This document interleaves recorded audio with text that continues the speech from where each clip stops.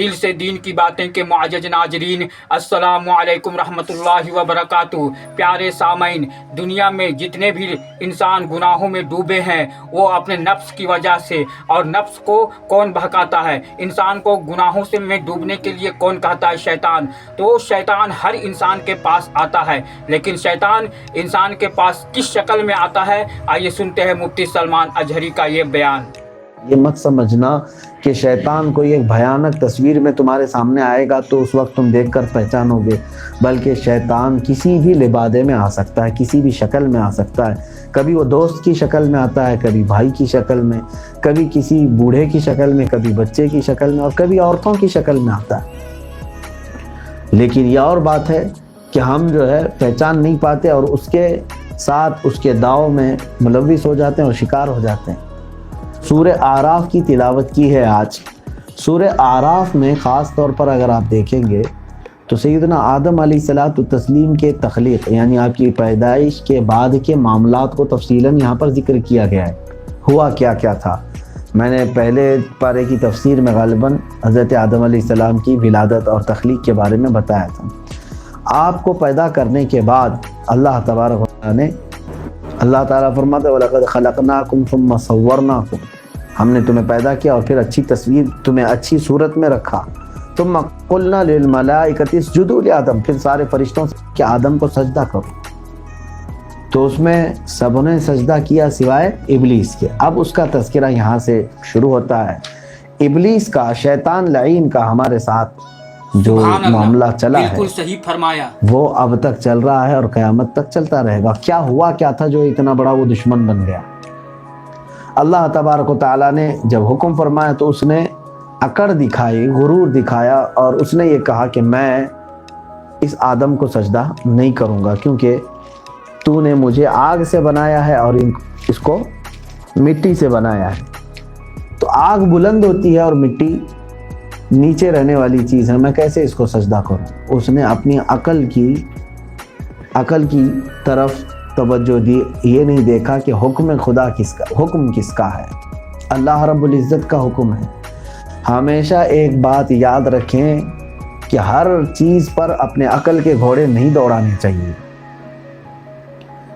اصل ادب یہ ہے کہ سامنے والے کا حکم دیکھا جائے، اسی لیے عربی میں کہا جاتا ہے الامر فوق الادب، حکم جو ہے ادب کے اوپر ہوتا ہے۔ یعنی مثال کے طور پر کوئی شیخ ہیں جو نیچے بیٹھے ہوئے تھے اور آپ کھڑے تھے، سامنے کرسی رکھی ہوئی ہے۔ اگر آپ کے شیخ نے آپ کو کہا کہ اوپر بیٹھ جاؤ کرسی پر، آپ نے کہا بے ادبی ہو جائے گی، میرے شیخ نیچے ہیں، میں اوپر کیسے بیٹھوں؟ تو آپ کا دل نہیں مانے گا۔ لیکن فرمایا ہے بزرگوں نے تم یہ مت دیکھو کہ کہاں بیٹھ رہے ہو، یہ دیکھو کہ حکم ان کا ہے۔ تو ادب سے اوپر ہے حکم کو ماننا۔ ایسے ہی سلطان محمود غزنوی رحمۃ اللہ تعالیٰ علیہ کے دربار میں ایک بار ایسے ہی ہوا۔ میں نے ایاز کا معاملہ آپ کے سامنے بتایا تھا، ان کے خاص وزیر ہیں ایاز، تو سارے وزیر جمع تھے۔ سلطان محمود غزنوی جو ہے ایک بہت قیمتی ہیرے کی کوئی چیز یا شیشے کی بنی ہوئی کوئی چیز لے کر کے آئے تھے محل میں۔ تو ایک ایک وزیر کو بلایا اور کہا کہ اس کے متعلق کیا خیال ہے؟ تو سب نے اس کے قصیدے پر دنیا کی ایک نایاب چیز سلطان محل میں لائے ہیں، بہت ہی خوبصورت ہے، بہت ہی دلکش ہے۔ تو سلطان محمود غزنوی وہ جو ہیرے کی چیز تھی یا شیشے کی چیز تھی وہ اپنے وزیر کے ہاتھ میں دیتے، تعریف ہو جاتی، اس کے بعد کہتے اس کو توڑ دو۔ تو کہتے حضور اتنی قیمتی چیز جو ہم نے آج تک دیکھی نہیں، اس کو کیسے توڑیں؟ کہا نہیں توڑ سکتے تو رکھ دو۔ سب ایک کے بعد دیگرے آتے گئے، سبوں نے بہت تعریف کی، لیکن توڑے تو کیسے؟ بادشاہ کا جلال بھی الگ، کہیں بادشاہ امتحان تو نہیں لے رہا ہے۔ ایاز کے جب باری آئی تو سلطان محمود غزنوی نے پوچھا کہ یہ کیسا لگتا ہے تمہیں؟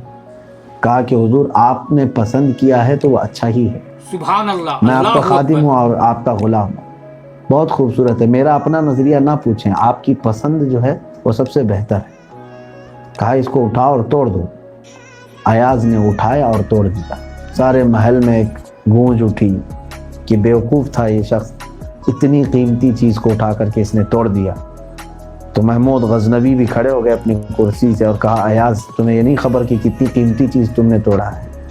تو حضرت ایاز نے کہا کہ حضور اس سے زیادہ قیمتی میرے نزدیک آپ کا حکم تھا، اگر میں اس کو نہ توڑتا تو پھر آپ کے حکم کو توڑنا لازم آتا اور میں یہ نہیں برداشت کر سکتا تھا۔ تو الامر فوق الادب یعنی حکم کو ماننا یہ ادب سے سب سے اوپر والا حصہ ہے۔ تو شیطان ابلیس ابلیس لعین شیطان بنا ہی اس لیے کہ اس نے یہ نہیں دیکھا کہ حکم کس کا تھا، رب ذوالجلال کا، اس نے یہ دیکھا کہ آدم کو میں کیوں سجدہ کروں۔ مسئلہ یہاں انا کا آیا اور تکبر۔ اس کے بعد اللہ تبارک و تعالیٰ نے فرمایا قال فاہبط منہا، تو اب یہاں سے اتر جا، نکل جا، اور تو ہمارے دربار سے آج سے مردود ہو گیا، تجھے دھتکار دیا گیا ہے، تجھ پر لعنت ہے۔ اس نے کہا مجھے مہلت دے دے، تو ٹھیک ہے اب مجھے تو اپنے دربار سے نکال دیا، مجھے مہلت دے دے۔ سبحان اللہ۔